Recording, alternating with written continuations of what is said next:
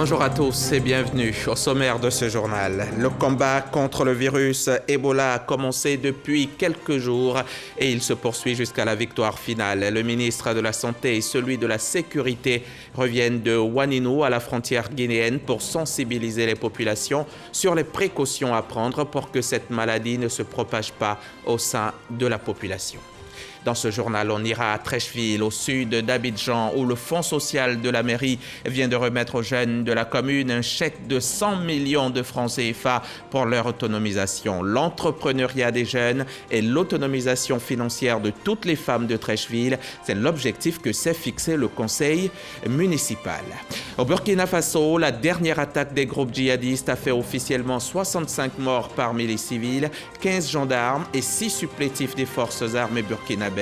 Ces groupes armés s'attaquent de plus en plus aux convois des forces de défense ou à des convois mixtes, surtout dans la région du Sahel. On y revient en fin de journal. La lutte contre Ebola en Côte d'Ivoire se poursuit. Les ministres de la Santé et de la Sécurité étaient récemment en mission de sensibilisation des populations à Ouaninu, à la frontière guinéenne. Les deux membres du gouvernement ont invité les populations au respect strict des mesures barrières pour qu'ensemble, on puisse bouter ce virus hors de notre pays. Depuis Ouaninu, le reportage d'Abou Sanogo. Ouaninu, département situé au nord-ouest de la Côte d'Ivoire dans la région du Bafing et qui fait frontière avec la Guinée. Ouaninu a reçu la mission conjointe de sensibilisation des populations contre la maladie à virus Ebola conduite par le ministre de la Santé, de l'Hygiène publique et de la couverture maladie universelle, Pierre Dimba, et le ministre de l'Intérieur et de la Sécurité, Vagondo Diomondi.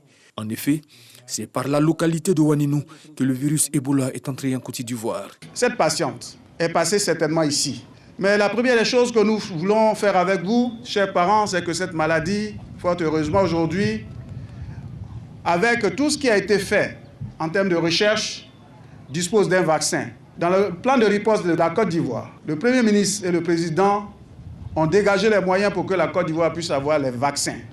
Pour que tous ceux qui ont pu être en contact avec cette personne puissent être vaccinés pour ne pas faire la maladie. Parce que ce que nous attendons pour vous, nos parents, c'est que vous vivez et vous vivez mieux. Que tous ceux qui savent que ce groupe est passé par ici, qui ont eu des contacts avec ces personnes-là, ceux qu'on appelle des cas contacts, ce n'est pas que vous êtes malade, mais éventuellement, si vous restez comme ça, vous pourrez demain être malade. Il faut que vous puissiez vous faire connaître pour que nous puissions vous vacciner. Face à la menace, le ministre de l'Intérieur et de la Sécurité, Vagondo Diomondi, a exhorté les populations à appliquer scrupuleusement les mesures arrêtées par le gouvernement. Un message bien accueilli par les élus et cadres du département de Ouaninu. Je voudrais dire à nos frères que chacun doit faire l'effort de travailler en synergie avec les forces de défense et de sécurité pour que désormais ce genre de situation n'arrive pas. Entre autres dispositions, la fermeture des frontières terrestres avec la Guinée. Mais Vagondo Diomondi prévient. Celui qui s'est fait prendre en train de procéder à un trafic, de quelque nature que ce soit, mais essentiellement, parce que ça s'appelle du trafic humain. Vous allez prendre des gens clandestinement et vous les amenez dans un territoire sans passer par les postes de contrôle. C'est du trafic d'êtres humains. Si vous vous faites prendre, je veillerai à ce que vous alliez en prison. Parce que c'est ce trafic-là qui est aujourd'hui à la source de l'importation du mal dont on parle. Sinon, les postes de contrôle ouverts sont équipés en moyens de contrôle sanitaire, en moyens de contrôle administratif. Et celui qui présente un cas de maladie, mais il est pris en charge. Mais les frontières sont fermées. Celui qui ne comprend pas, je vais répéter, c'est fermé jusqu'à ce que de nouvelles instructions viennent. Plusieurs kits sanitaires composés de masques de protection, de paquets de gants, d'équipements de protection individuelle, de flacons de gel hydroalcoolique, de savon liquide et de 15 motos ont été offerts aux populations et aux forces. Et jusque-là, on s'en sort bien dans cette riposte contre Ebola. Aucun nouveau cas positif n'a encore été détecté dans le pays, même si des confrères d'autres médias avaient annoncé le contraire, mais qui ont vite fait de rectifier le tir. Ce qui est à retenir plutôt, c'est que 49 cas contacts de la jeune Guinéenne malade ont été retrouvés en Guinée voisine et ont tout de suite été pris en charge. À ce sujet, vous allez entendre les autorités sanitaires qui s'expriment dans ce reportage de Salimatou Dia. Suite à une information diffusée et relayée par les médias internationaux faisant état de 49 cas positifs en Côte d'Ivoire, le ministère de la Santé apporte un démenti. 49 cas contacts identifiés en Guinée. Il s'agit bien donc de la Guinée, puisque ce matin on a fait une réunion avec la Guinée, qui après avoir reçu le rapport d'investigation mené par la Côte d'Ivoire, a commencé à faire des recherches à leur niveau et ils avaient identifié 49 cas contacts au niveau de la famille de la maladie. L'Organisation mondiale de la santé, citée comme source par ces médias, apporte des éclaircissements. Le ministre de la Santé de la Guinée a fait un aperçu, la réponse qui est faite actuellement en Guinée en ce qui concerne ce cas de Ebola. Et quand on dit cas contact, ça ne veut pas dire des cas positifs. Ce sont des cas qui sont proches du patient. C'est la famille, elle a vécu avec un certain nombre de personnes qui vont nous permettre justement de les observer pendant un certain temps pour voir s'il n'y a pas de signes.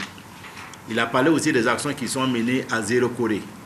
Et sur tous les trajets, il a même donné les itinéraires sur tous les trajets en Guinée. Les actions sont en train d'être prises. Ce qui est rassurant, ce que le ministre de la Santé de la Guinée nous a dit, c'est que la vaccination est en cours dans ces endroits-là. Du côté de la Côte d'Ivoire, 828 cas contacts ont été vaccinés ce jeudi. 65% de ces personnes, à peu près 532, sont des personnels soignants. Les autorités sanitaires ont misé sur la collaboration avec les leaders communautaires et religieux, ce qui a permis de retrouver des cas contacts directs. 33 cas contacts qu'on doit suivre dans Abidjan, en dehors des cas contacts hospitaliers. Et à ce jour, sur les cas contacts hospitaliers, le suivi se fait quotidiennement pour ceux qui sont isolés aux victimes ou à la maison. Ils ont tous été vaccinés. Ce suivi des cas contacts en utilisant cette stratégie prônée par le ministère de la Santé et de l'Hygiène publique nous a permis de retrouver 6 cas contacts qui étaient directement avec la patiente dans le cas. 3 à Dieukwé et 3 à San Pedro. Il y a 33 contacts de ces cas contacts. 33 à Dieukwé, nous sommes en train d'affiner ceux de San Pedro. On estime à 30 cas contacts de ces cas contacts feront l'objet donc d'une vaccination. Le suivi des cas contacts se poursuit. Voilà qui rassure, et vivement que ce virus Ebola ne progresse point. L'autre bataille dans laquelle nous sommes engagés depuis 1 an et demi aujourd'hui, c'est bien le coronavirus. Il résiste, mais nous finirons bien par l'avoir.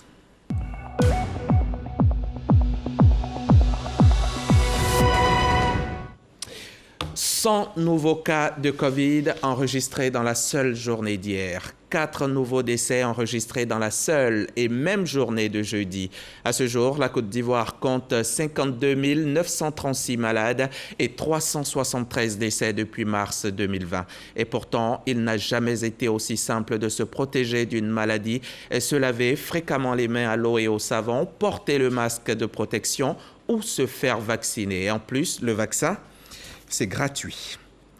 Les journalistes, eux, s'unissent pour vaincre le virus malfaisant. L'UJPLA, l'Union des journalistes de la presse libre africaine, a dit hier une conférence sur le thème « La résilience des médias face aux crises » cas de la crise sanitaire Covid-19.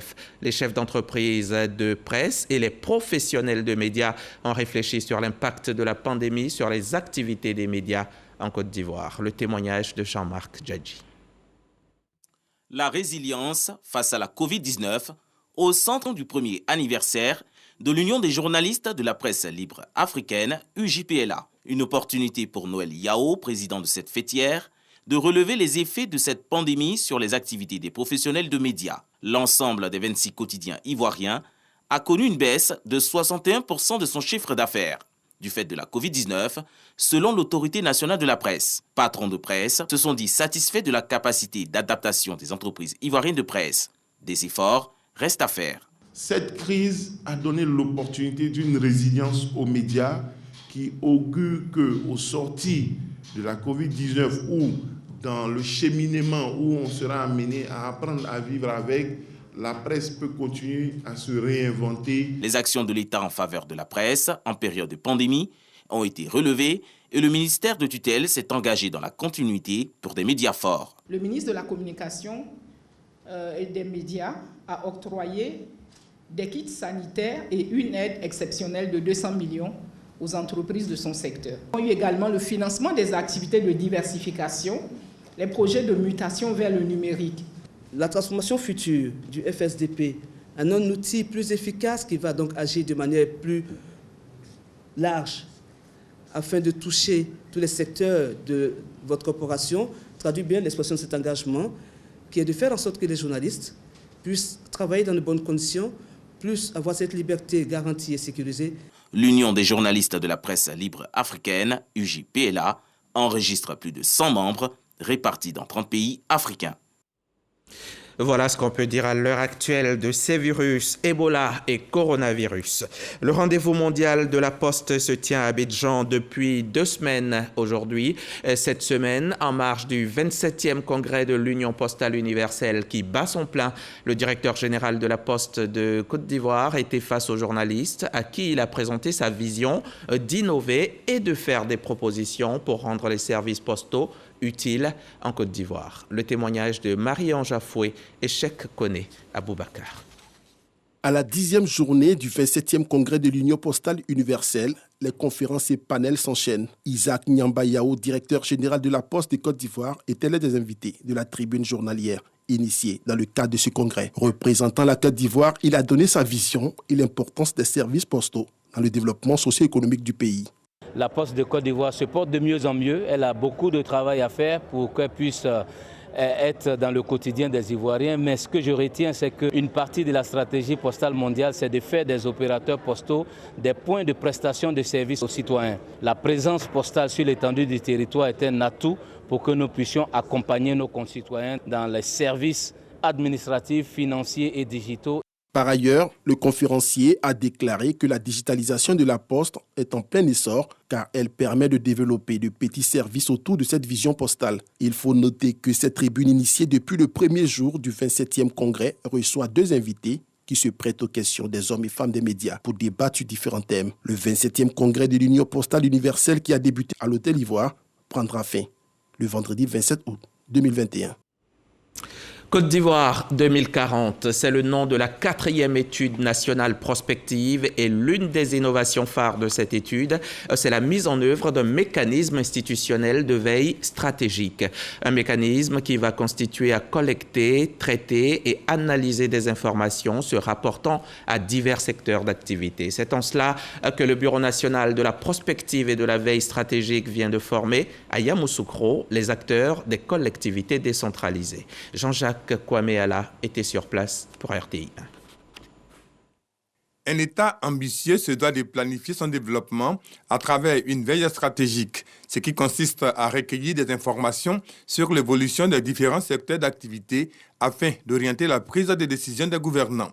C'est ce qui justifie l'institution d'un mécanisme institutionnel de veille stratégique censé suivre les résultats de l'étude nationale prospective baptisée Côte d'Ivoire 2040. Dans ce dispositif, les animateurs des collectivités territoriales ont une place de choix. Il faut pouvoir dépasser la gestion des urgences. Et donc, il serait intéressant que dans les régions, dans les districts, il y ait ces cultures de prospective, de veille stratégique et d'intelligence économique. Cette formation, destinée aux directeurs régionaux du plan et des directeurs du développement et de la planification des régions et districts, vise à leur donner les méthodes et outils nécessaires au pilotage d'une activité de veille stratégique d'envergure nationale. Autre notion abordée, les enjeux liés à l'intelligence économique. Actuellement, par exemple, au niveau du bélier, nous travaillons sur le schéma d'aménagement régional. Donc, on a besoin des informations au niveau des collectivités que nous essayons de relever au plus haut niveau de l'État, de sorte que les projets sont en adéquation avec la localité elle-même. Au niveau des collectivités, on peut commencer déjà à imaginer le modèle d'école qu'il va falloir pour le futur. Mais ça, c'est l'information qu'il faut qu'on ait aujourd'hui pour collecter tout ça, analyser et puis ensuite voir comment on traduit ça en action concrète. L'étude nationale prospective Côte d'Ivoire 2040 est la 4e de l'histoire de la Côte d'Ivoire. Sa mise en œuvre est pilotée par le Bureau national de la prospective et de la veille stratégique. Ici à Abidjan, Vagondo Diomandé, le ministre de l'Intérieur et de la Sécurité, a procédé récemment au lancement du projet pilote de la certification des collectivités territoriales à la norme ISO 37101, un instrument qui exige un système de management pour le développement durable. La phase pilote a concerné 2 communes du district d'Abidjan, Yopougon et Port-Boué. Les précisions de Moussa Konaté. Service de l'état civil de la mairie de Yopougon. Une file d'attente, des agents à l'accueil. Le lieu est reconnu pour son efficacité dans le traitement des documents. Je suis venue à la mairie ici pour légaliser mon bac. J'ai cru qu'ils allaient me dire de repasser le lendemain, mais on m'a dit d'attendre pendant 30 minutes. J'ai attendu et effectivement, on m'a remis mon document. Les documents de certification, les documents de légalisation de signature, c'est la même chose. C'est fait sur le champ. S'il y a naissance ou s'il y a décès, c'est dans souvent 12 heures. À part ces actes-là, les autres-là, c'est dans les 30 à 45 minutes, on délivre les actes. Si à Yopougon, on enregistre une célérité dans la délivrance des actes administratifs, à Port-Boué, les populations se réjouissent du cadre de vie sain. Les rues nettoyées, la verdure s'installe à certains abords. La commune est propre, ils ont planté des fleurs partout devant l'hôpital, vers le centre pilote. En tout cas, vraiment, moi, ça me plaît. Port-Boué est un espace où on peut parler d'environnement parce que nous avons la mer, la lagune et nous avons beaucoup d'usines. Rapidité dans le service, respect de l'environnement. Les communes de Port-Boué et Yopougon sont choisies pour la phase expérimentale du projet de certification ISO 37101, un nouveau système de management destiné aux villes. Il faut permettre aux populations de participer à leur développement, de participer à leur bien-être. Et donc la norme ISO prend en compte toutes les questions liées au développement durable. La certification ISO 37101, une nouvelle norme pour aider les collectivités territoriales dans leur démarche de développement durable. Initiative soutenue par l'USAID, Agence des États-Unis pour le développement. Les États-Unis sont convaincus que le commerce mutuellement bénéfique renforce le développement économique. Et pour augmenter le niveau de commerce international, il importe d'éliminer autant que possible les obstacles et l'incertitude. D'où l'intérêt d'adhérer aux normes reconnues au niveau mondial. Ce projet vise à terme l'amélioration de la gouvernance des collectivités territoriales par la prise en compte des 6 critères de durabilité, à savoir l'attractivité, la préservation et l'amélioration de l'environnement, la résilience, l'utilisation responsable des ressources, la cohésion sociale et le bien-être. La mise en œuvre de ces éléments va conférer à nos communes une crédibilité qui cadre avec les standards des pays développés et des facilitations dans divers domaines sur l'échiquier international. À cette rencontre, la Direction générale de la décentralisation a expliqué le processus de mise en place de la norme ISO 37101 aux responsables des communes de Port-Boué et de Yopougon. Je vous le disais en titre, à Trècheville, on encourage l'entrepreneuriat jeune. Dans cette commune d'Abidjan, les jeunes et les femmes occupent une place importante dans les activités du conseil municipal.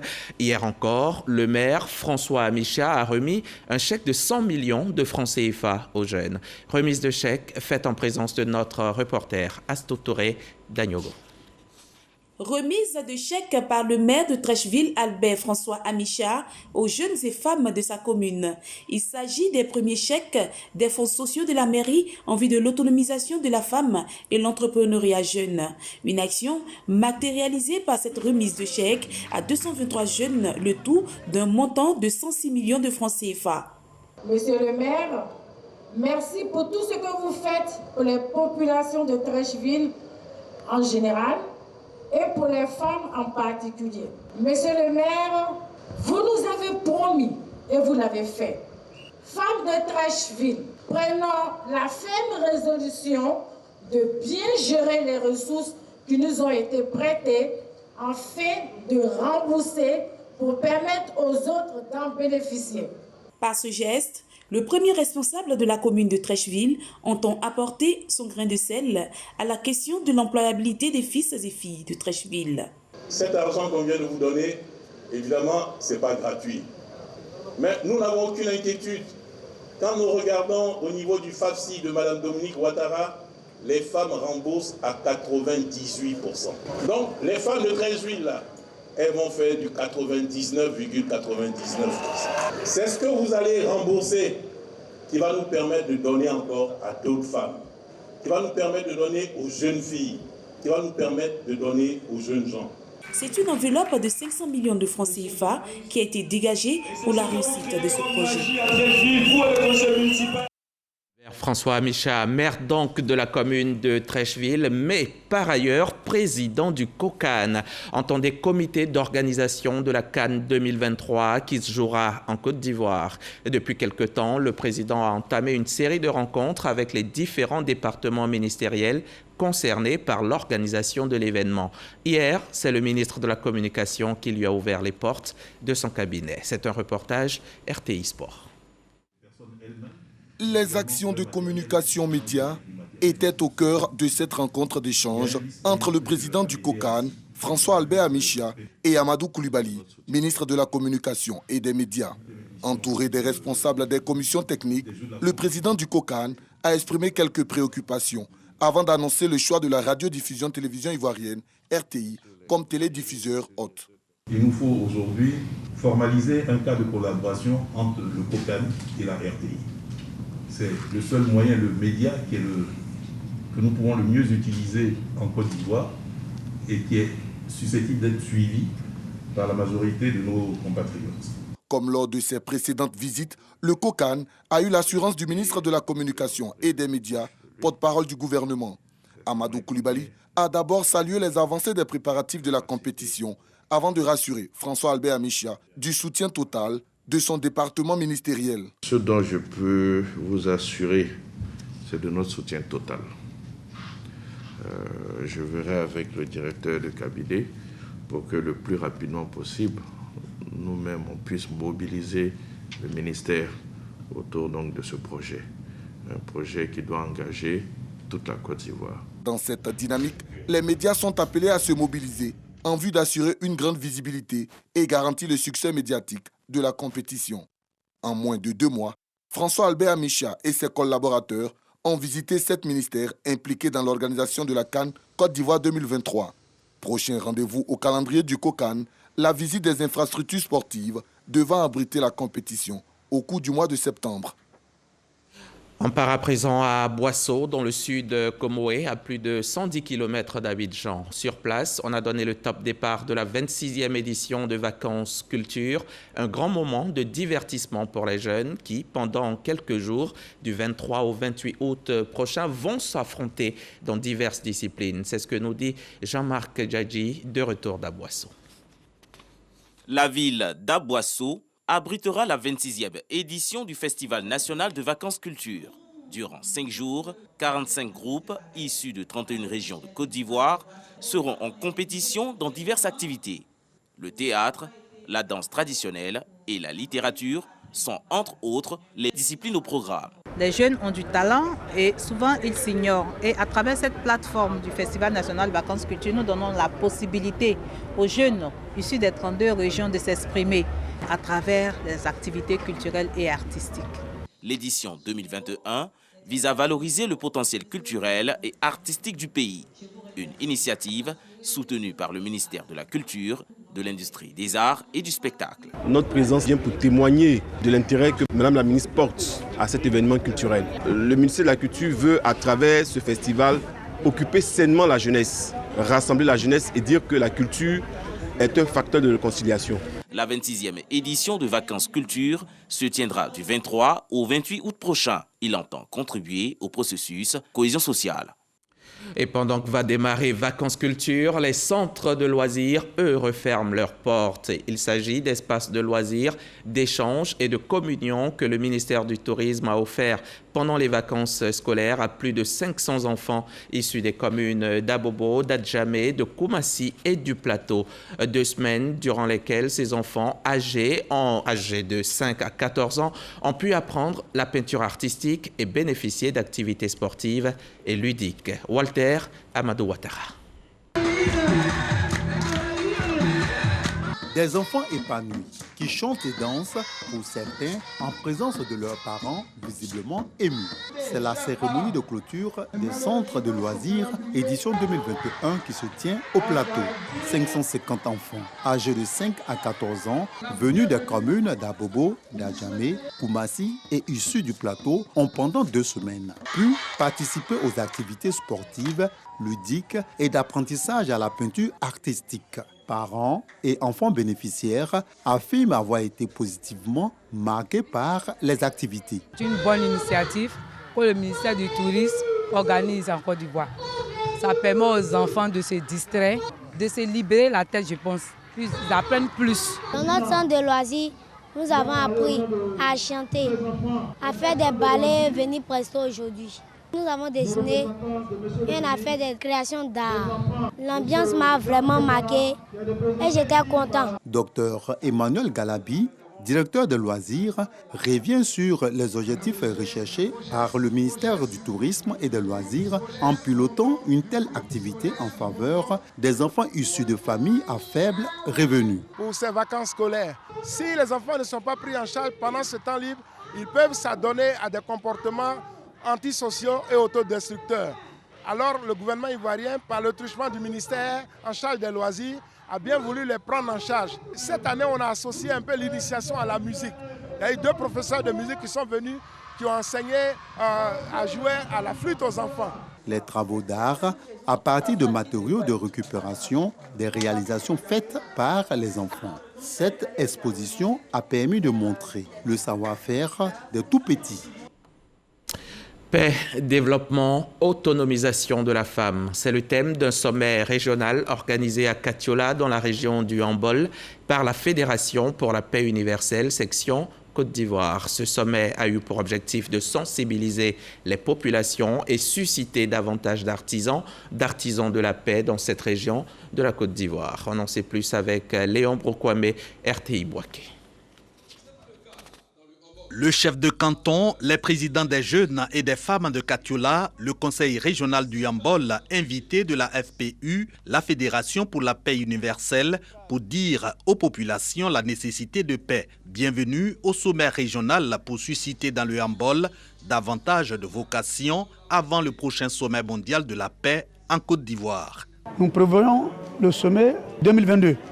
Et donc avant ce sommet, passer partout pour pouvoir sensibiliser tous les Ivoiriens et pour qu'ils sachent qu'est-ce qui veut dire la paix et les mettre déjà sur le chemin de la paix pour dire que définitivement la Côte d'Ivoire n'a que besoin de la paix. Ce panel autour du thème paix et développement, autonomisation de la femme. Tous sont unanimes, sans paix, impossible d'entreprendre, donc pas d'autonomisation ou de développement. Tout le contraire, en temps de paix, tel qu'illustré par les réalisations du Conseil régional du Hambol, évalué à plus de 3 milliards de francs CFA entre 2018 et 2021. 3 points, c'est-à-dire l'éducation, la santé et l'hydraulique. Nous nous sommes attelés à construire des écoles de proximité et des collèges de proximité. Bientôt, nous aurons 6 collèges dans la région. Nous devons tous demander que la paix soit avec nous, parce que seule la paix permet de construire un pays. Lorsqu'il n'y a pas la paix, chacun est obligé de se replier sur lui-même et alors le pays s'arrête. Objectif, développement et épanouissement populaire continu dans le Hambol. Agissant dans ce sens, le préfet de la région est fait ambassadeur de paix par la FPU à ce sommet parrainé par des élus et cadres dont le député Jean-Louis Billon, le ministre Kamara Thomas et Ibrahim Khalil Konaté, le président du conseil régional du Hambol. Que la paix soit donc avec nous. On va refermer ce journal au Burkina Faso où la dernière attaque des groupes djihadistes a fait officiellement 65 morts parmi les civils, 15 gendarmes et 6 supplétifs des forces armées burkinabais. Ces groupes armés s'attaquent de plus en plus aux convois des forces de défense ou à des convois mixtes, surtout dans la région du Sahel. Selon des spécialistes, cela répond à une stratégie de ces groupes pour contrôler cette partie du Burkina Faso. C'est tout pour aujourd'hui. Fin de ce 13h. Je remercie la belle équipe qui m'a soutenu pour cette édition. Stéphane Conan, Arlène Poca, perpétuellement mes formidables cadreurs et toute l'équipe technique avec la chef d'orchestre Victorine Yaoyoboué. À vendredi prochain, toujours sur la chaîne ivoirienne.